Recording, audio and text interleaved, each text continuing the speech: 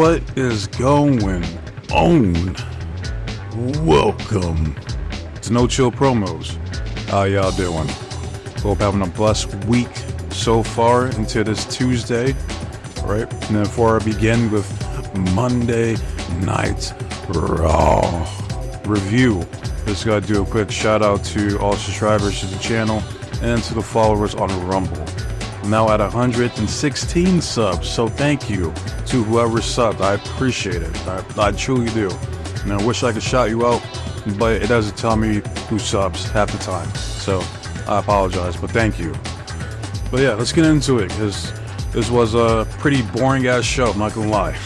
Like, it's the thing with these fucking Raws, man. It's like, I don't ever look forward to doing it or watching it. It feels like a chore. Like that scene from Me, Myself, and Irene with Jim Carrey. It was just like, oh god, here we go. Like, that's how I feel like when I have to fucking watch this bullshit, man. But let's get into it. Alright, and I've been watching, well, this is like my fourth review of this shit, and it's like, did he do this shit every time where they just, like, they do like random ass wrestlers just walking into the arena, like not doing shit, like we're supposed to be hyped, like is that what they've been doing like this, like since WrestleMania 40? Because that's lame as shit. Like, what happened to, like, start off the show with some chaos, alright, like some anarchy, alright? I don't want to see, like, or if you're gonna do that, then do it right, alright? Like, I remember it was Batista. I believe it was like 2005. It had to been, because he was like the champion back then. But you see this dude pulling up in his Porsche. He gets out rocking the suit, looking sharp as fuck, looking like a champion. That's how champions should look. That's how you make an entrance. All right, like, I don't give a fuck about Sami Zayn walking in with his fucking duffel bags. I mean, like, how is that gonna get me hyped? Man, get the fuck out of here. Like, these shows are so fucking lazy. Just lazy and just predictable, man. And you can tell, like, they just go through the motions. That's how I feel watching these fucking Raws. But let's begin. All right, we see fucking CM Punk walking in, drinking his venti, fucking Americano, or what the fuck it is he drinks. I don't fucking know it, nor do I care. All right. Next, we see the women's tag team champions, Alba Fire and Isla Dawn, coming through because they have to defend their belts later on tonight. Cool, whatever. Then we see the best stable on Raw right now, and that's the stud line. Look at these studs. Look at these studs right here. And I'm not calling them the Pure Fusion Collective, because one, that name's fucking stupid, and two, what the fuck does that even mean? Alright, I want to know. You know, if someone knows the answer, let me know, because I sure as fuck don't. Alright. Next, we see Damage Control, and this is like the first time I see Kairi Sane not cover her right eye or left eye on some Illuminati shit, so that's good to see. I like that. And last, we see the Terror Twins, Damian Priest and Rhea Ripley, showing up. And so I see someone comment, well, I see a few people say this shit, like, they're like, how is Damian Priest cooler now that he's not the champion than when he was champion? I'm like, I don't know. It's like, I guess him getting fucked over by Balor just, or I guess it was like the match. I didn't watch the match with him versus Gunther, but I guess people were impressed by his performance as babyface. I think that's where the shift started to happen, if I'm not mistaken. I could be wrong. I don't fucking know. But yeah. To start off Raw, we get a promo from Randall Keeklock Orton. Alright? And it's the same shit that's been going on for like the past like 2-3 weeks. Alright? Like, I'm not invested in this feud between him and Gunther in the least. Like, in the slightest. Like, not at all. You know, it's like, look, I'll break this down real quick. Like, I'm not impressed with Gunther as a World Heavyweight Champion so far. And it's like, for some reason, to me, I could be wrong. Maybe it's just me. But it's like he had more confidence when he was the Intercontinental Champion. Like, it feels like as a World Heavyweight Champion, he, like, I don't know, he feels like he's nervous. But maybe I could be wrong. I don't know. There's something off here, man. Like, how do you let Randy Orton outshine you on the mic? Like, Randy Orton's not like a great promo himself. He never has been. He's decent. He get the job done, but Like, people are not gonna tune in like, oh man, Randy Orton's cutting a promo. Like, no. I mean, it's not on that level. Alright? But you get the job done. But like, these promos, like these back-to-back weeks, it's like Randy Orton has been better. He's been superior, in my opinion. And it's like, and you got Gunther trying to like say shit like, oh, Randy, like you have always been a screw up. Or like tonight, he was like, Randy, you are a underachieving one-trick pony. It's like, which doesn't make any fucking sense. All right, like, how can a 14-time WWE champion or world champion, that is, be a fuck up? Like, I don't understand that. Like, this guy Randy Orton is a future first ballot Hall of Famer. How is he a fuck up? No, he was a fuck up like early on, like around like what, 03 to 04.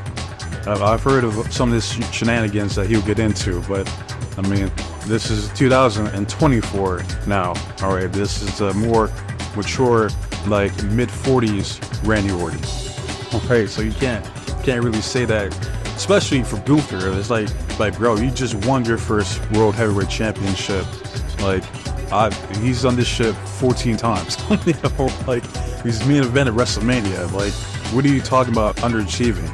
Doesn't make any sense to me. So yeah, this I hated this fucking promo. This entire segment is a waste of time. Nothing happens. I'm like, you know what I want to see?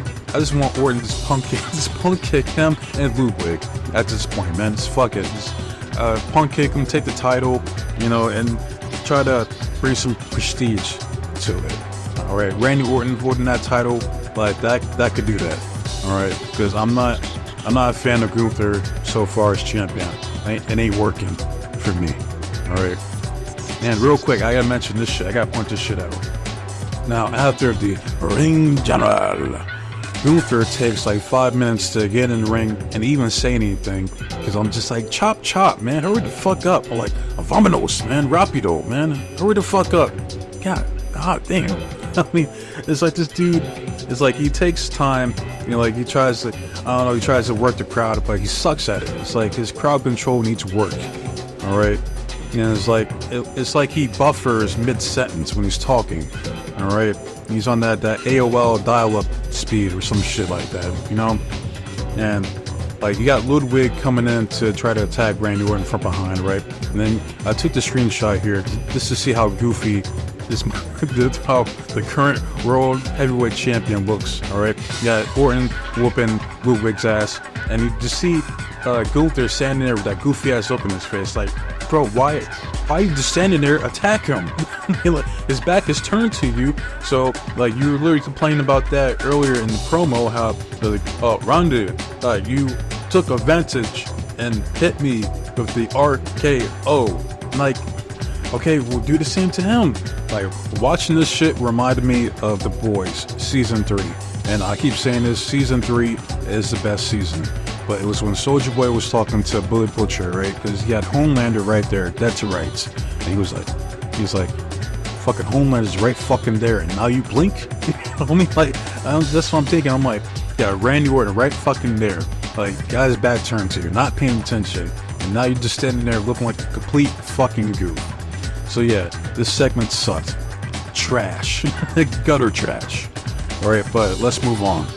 Next, we see a backstage interview with Jackie Redmond and Sheamus. The same shit they've been doing for the past few weeks. Right, Sheamus was like, yeah, you got Pete, don't call me Butch Dunn. Oh my God, always laugh when he says it. But basically, he was like, yeah, he did attack me last week with a shillelagh, and my hand could be better, but this is my first rodeo. I still have a few tricks up my sleeve to teach these young Thundercats. So Fort Lauderdale, are you ready to see a banger? And that's it. So that leads us to the next match, or the first match of the night. And that's between YXB, Pete Dunne versus Sheamus. And appreciate Sheamus now while he's still active, because I feel he's underrated, honestly. Like, he's always been a big dude, jacked, you know, decent promo, I'd say. Not the best, but because he has that strong Irish accent, but gets the job done when he needs to. But he never has any bad matches, never has a bad performance. Very consistent. And so, I appreciate Sheamus. And I have to say this was the match of the night, in my opinion. Alright, you got Pete Dunne trying to attack the weakened hand of Sheamus. You know, doing like the finger manipulation and all that shit that he usually does, right? You know, Sheamus is being the beast that he is, doing like the hard, like stiff-ass matches that he likes. You know, we've seen Pete Dunne hit like almost like a Liger Bomb-esque, like a power bomb off from the turnbuckle, right? Gets a 2 count. You got Pete Dunne stealing Sheamus's signature move, the 10 beats of the Baron, or what the fuck that shit's called. And then that's why I did the screenshot, because she was like, oh no, you done fucked up now. And then you had Sheamus do his, and they did like a modified version of it.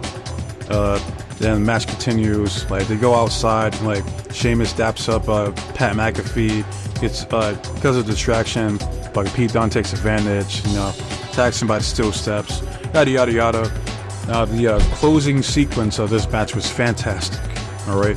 Because you had the Sheamus trying to hit the bro kick to Pete Dunne. Pete Dunne counters it with a step up ensiguri. I mean, even though you have Michael Cole calling it like a step up kick. Oh, he had a step up kick. Like, it's a fucking ensiguri. Alright? Like, you've been doing this shit for years, man. How the fuck you not know that?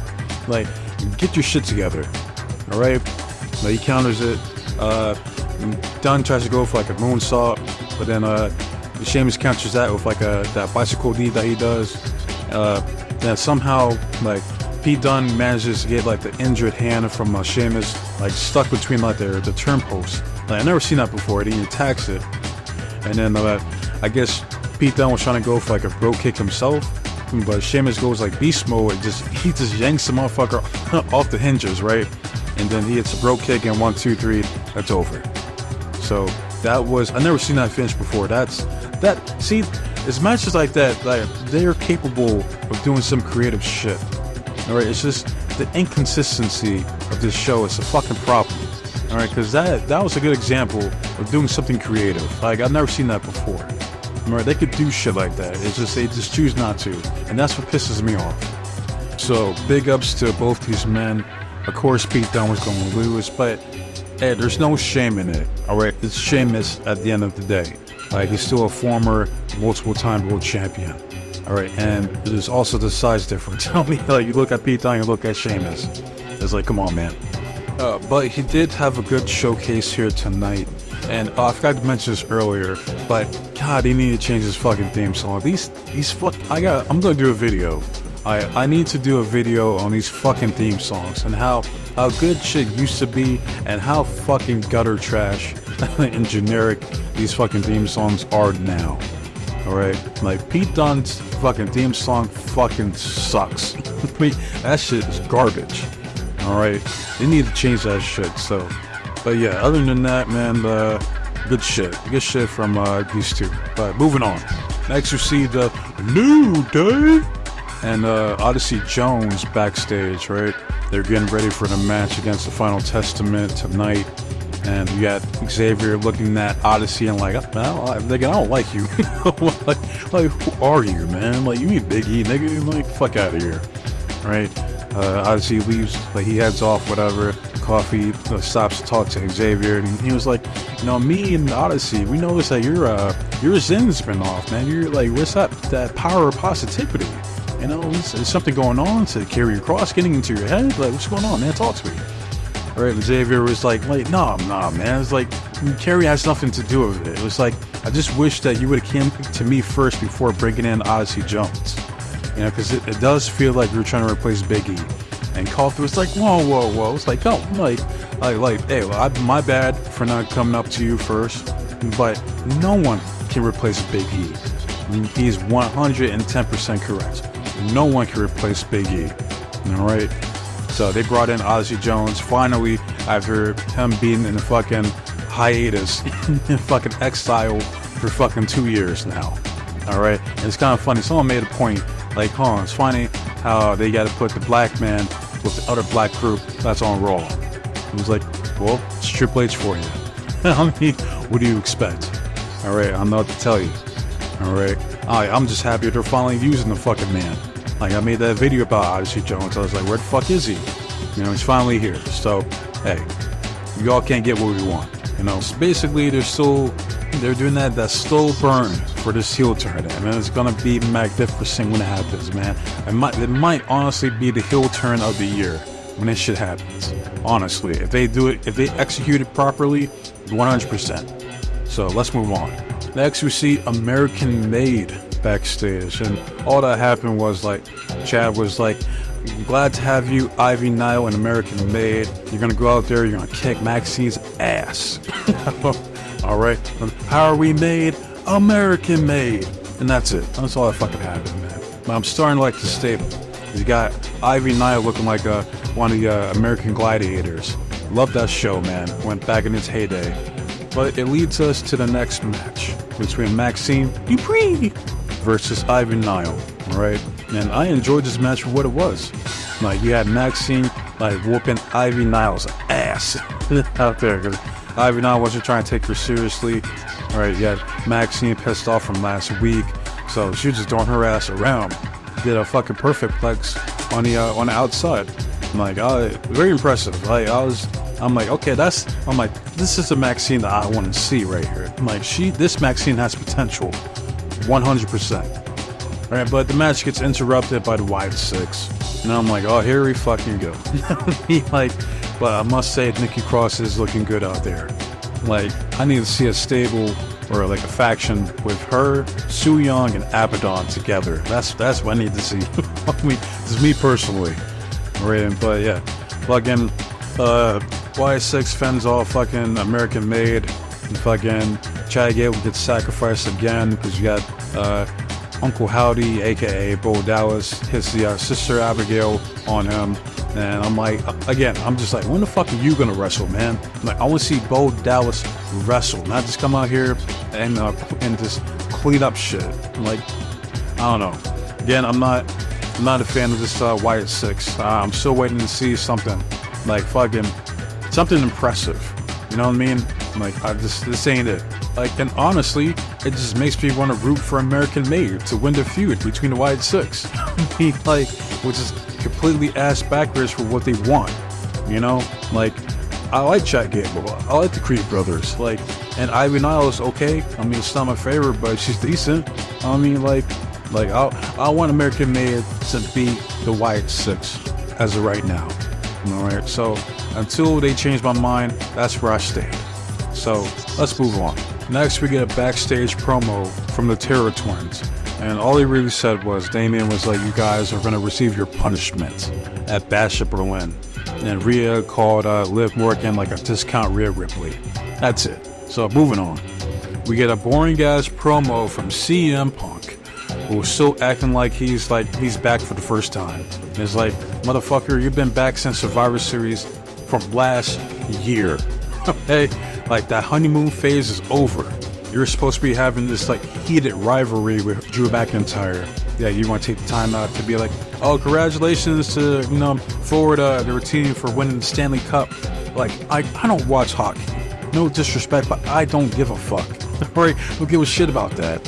All right, just focus on Drew McIntyre and the fact that you're like, this whole feud now revolves around a fucking friendship bracelet.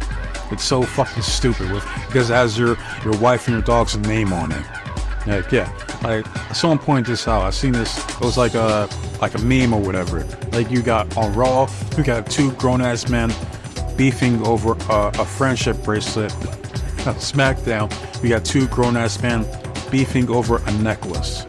Yeah, like, yeah, that's essentially that's WWE in a nutshell, right fucking there. But yeah, it's fucking. Basically, like, Punk's announcement after all the filler, all the bullshit, trying to fucking pander to the fucking crowd. But he's like, I challenged Drew McIntyre at Bash in Berlin to a strap match. And he proceeds to break down the match because he thinks people in the audience are fucking retarded. Alright? Like, I know that people say that wrestling fans are the lowest common denominator, and some of them are. I'm not gonna lie. That is some truth in that statement. But it's like, come on, man. Like, pretty sure majority of fans have seen a fucking strap match before. For fuck's sake, they don't need you to break down the fucking rules of the match. Just be like, I want him in that match so I can whoop his fucking ass. Right? That's all you gotta say, man. So he's like, yeah, because I chose this match because I want to whip him like a bitch. I'm like, okay, cool, man. Just fucking say that, keep it moving. Then finally, one of the real stars of this fucking show comes out, Drew McIntyre, which he still needs Broken Dreams back. Alright, I'm gonna keep bringing that up until hopefully, maybe one day, he gets that fucking theme song back. Alright, but knowing Triple H, knowing this fucking creative, they ain't gonna do it. So, but Drew Mac comes out, and he was like, Hunk, I gotta ask you, have you been drinking? Have you seen me? I accept. But Bash at Berlin, that's next week. And I can't wait till next week to beat your ass. I want to beat your ass right now.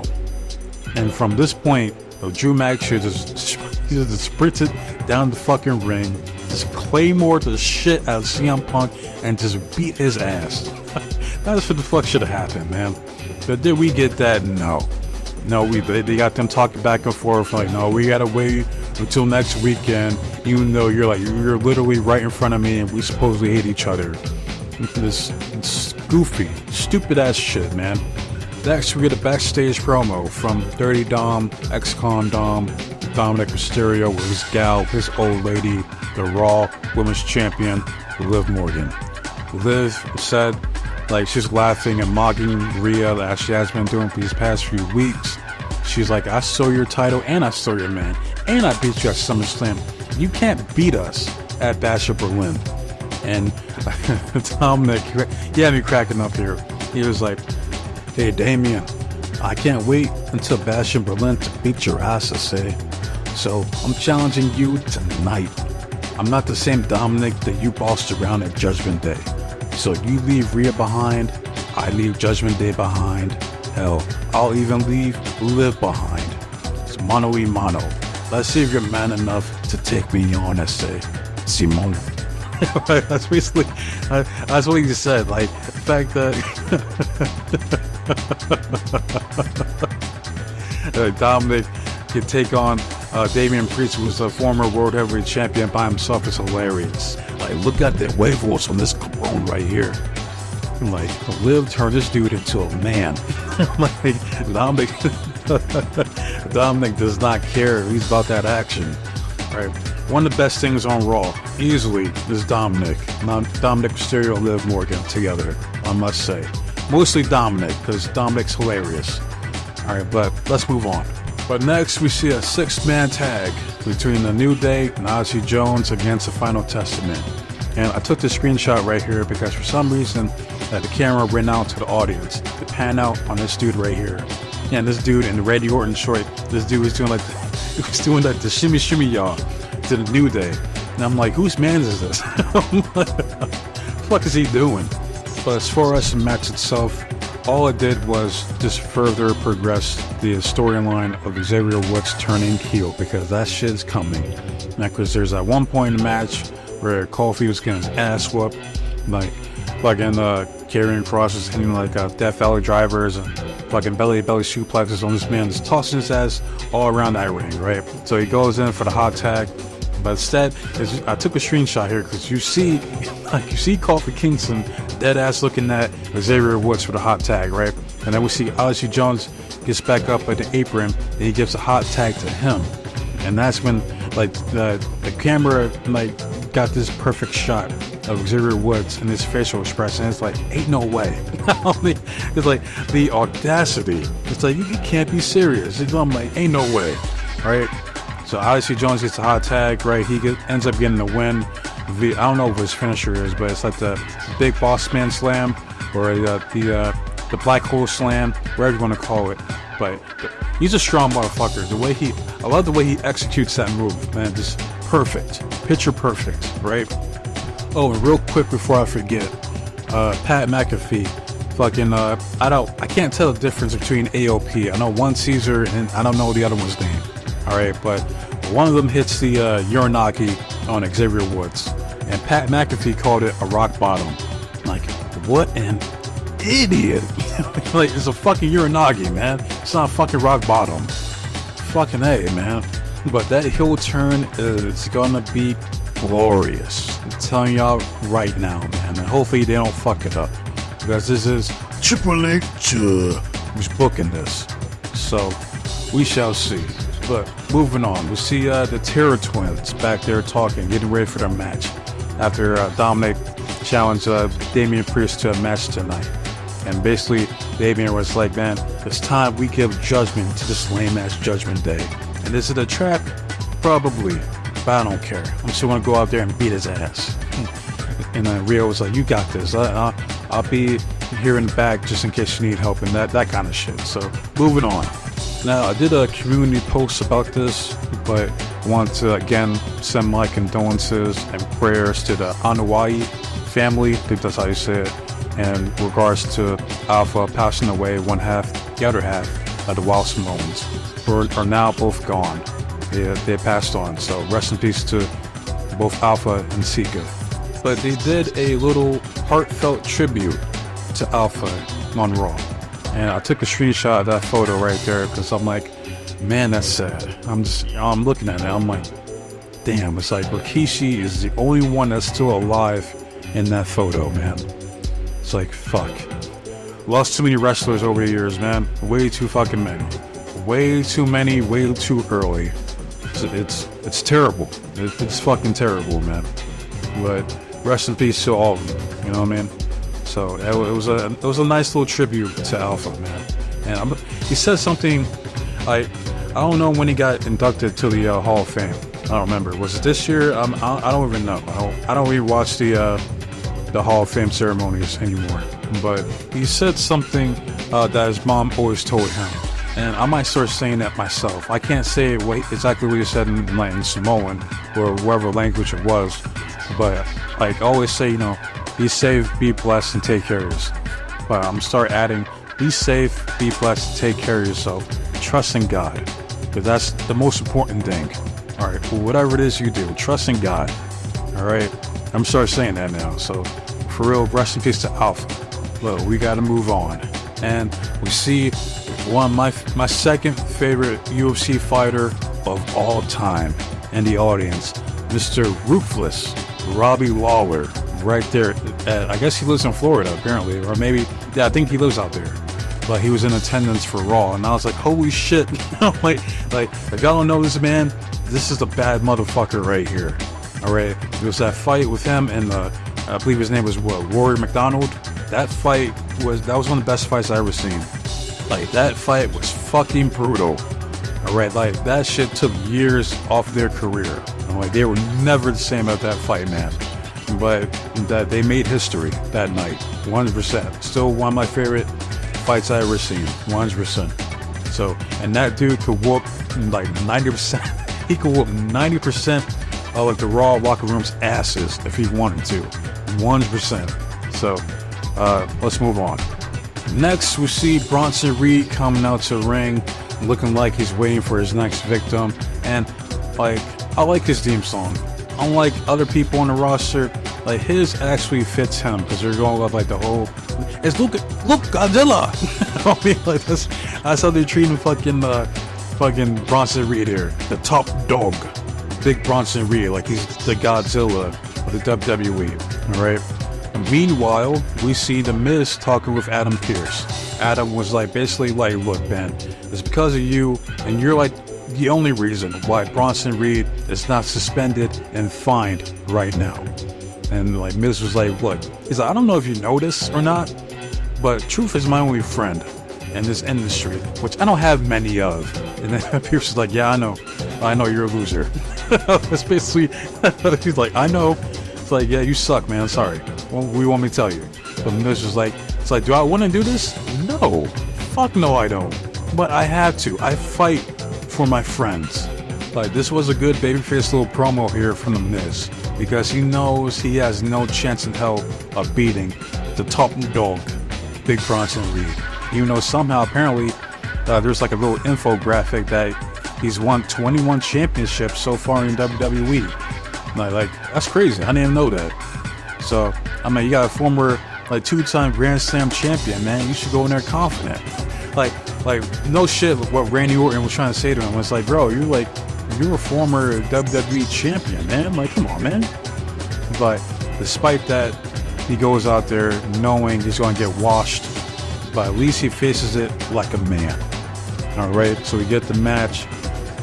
Miz put forth a valiant effort to try to beat him, but to no avail. He only delays the inevitable. Big Bronson Reed hits the tsunami. 1, 2, 3. It's over. And before Big Bronson Reed could claim his next victim in The Miz, we get the return of Braun. Oh, Braun Strowman coming back. He's not looking as jacked as he once was, but he's still a big son of a bitch, hence the shirt. All right. So now we're gonna get a feud between Braun Strowman and the top dog, Big Bronson Reed, because Bronson did not back down. So this should be interesting to see how this match plays out. All right, but moving on. Next, we see Jackie Redmond talking to Sheamus backstage once again, but they get interrupted by Ludwig Kaiser. He's like, why are you wasting your time talking to this opener when you should be talking to the man who's gonna be in the main event against Randy Orton and beat him? Sheamus was like, Jackie, you get out of here. All right. Listen, fella. The stats say we're 1-1 right now. Anytime you want to run back that trilogy, you know where to find me. But right now, I'm gonna head down to the local bar, drink some Irish beer, and watch you taking RKO. Good luck out there, fella. Next, we get a backstage interview with Kathy Kelly, looking fine as hell, interviewing the current Intercontinental Champion, Braun Breaker. And tonight, he was on his Gene Snitsky shit, like, it wasn't my fault.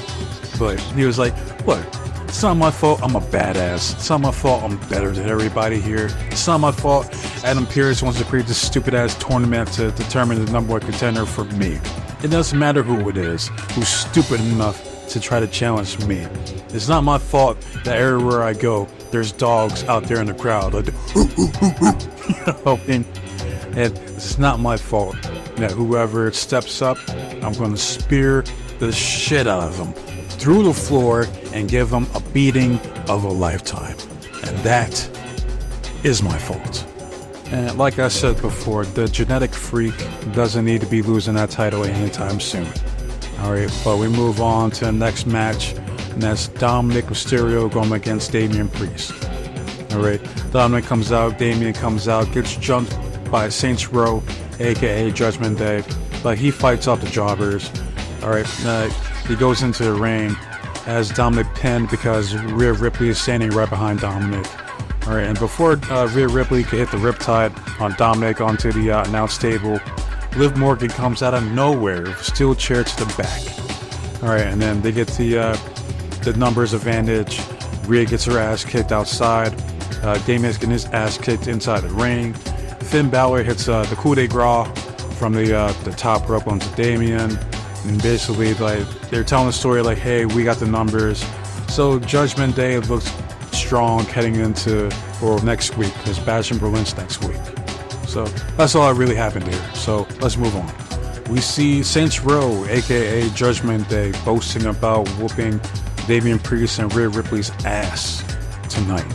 Now Liv said that at Bash in Berlin, she's gonna make Rhea Ripley her bitch. So that's all. Moving on.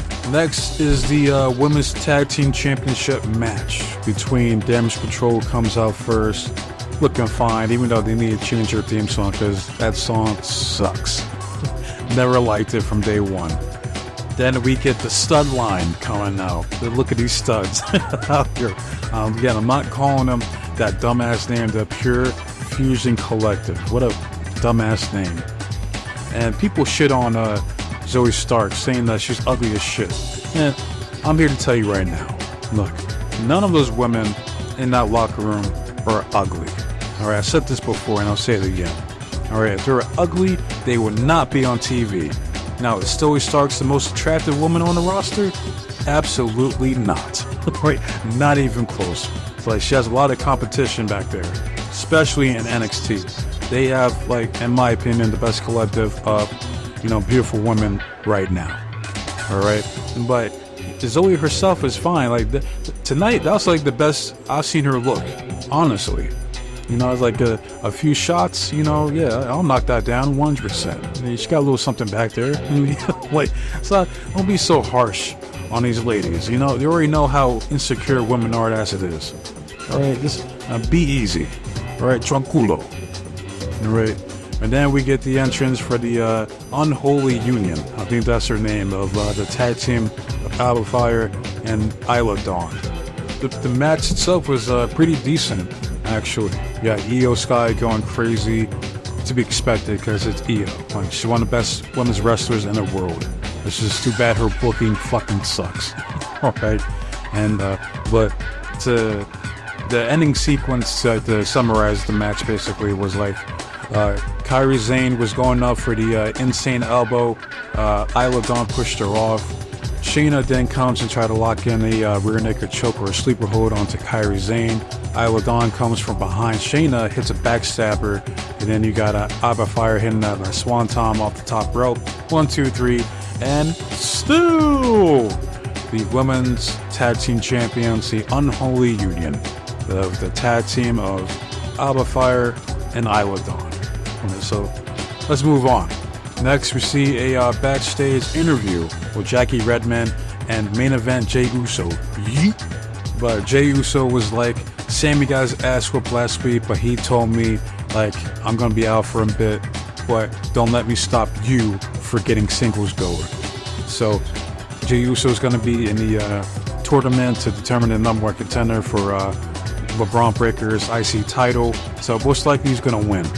All right, and he said something about yeet, and then that was it. That's basically a Jey Uso promo in a nutshell, right? Next, we see an announcement from Michael Cole, as in Pat McAfee is going to be stepping away. Tis the season of foosball. Football season is coming back, so he's going to be out for a bit, all right? And it sucks because, like, Pat makes it somewhat bearable to listen to commentary on Raw. So now that he's gonna be gone, I don't know who's gonna replace him. Hopefully somebody good. I don't fucking know. But we get to the main event: Randy Orton versus Ludwig Kaiser. And I'll tell you exactly what happened. RKO 1, 2, 3. Randy Orton wins. That's all that happened here. All right, nothing else doesn't even fucking matter. All right, but we see Gunther. He was like by the timekeeper area, but he comes in, tries to attack Randy Orton, and then they have like a lame ass, sloppy looking brawl to end the show. And then that's it. That's it for fucking Raw this week. Long ass show, was boring as shit. Probably the worst Raw I've seen so far. The only things I really care about on Raw so far is Xavier Woods' upcoming heel turn, Drew McIntyre, Dominic Mysterio, the top dog, Big Bronson Reed, LeBron Breaker, and possibly American Made. And that's it, really.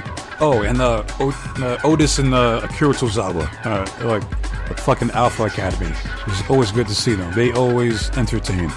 So that's about it, man. That's all I really give a shit about. Like, the Final Testament, their fucking theme song sucks. I forgot to mention that earlier. Like, they need, like, they sound like they need, like, Marilyn Manson or, like, fucking Rob Zombie or, like, Rammstein or some shit like that, It fucking sucks. I'm gonna do a video about that, but yeah. Now I want to hear from you guys. How do you guys feel about tonight's Raw? Did you love it? Did you like it? Did you enjoy it? Or you're like me and you find this shit hard to watch, like, not really interesting, boring as shit, just pretty dull, lackluster, all those types of synonyms, alright? But I love it, hate it, comment, subscribe to the channel. It's all the same to me. I just want to see the engagement and the feedback from you guys. That's why I do these videos. Alright, next, I'm probably gonna knock out that video request for Last Legend. I might just knock that out next, since NXT is Tuesday, so. But yeah, I waste enough of your guys' time, so be safe, be blessed, and take care of yourself. And trust in God, alright? first and foremost, always trust in God. God is good. I'm out this bitch. Till next time, adios.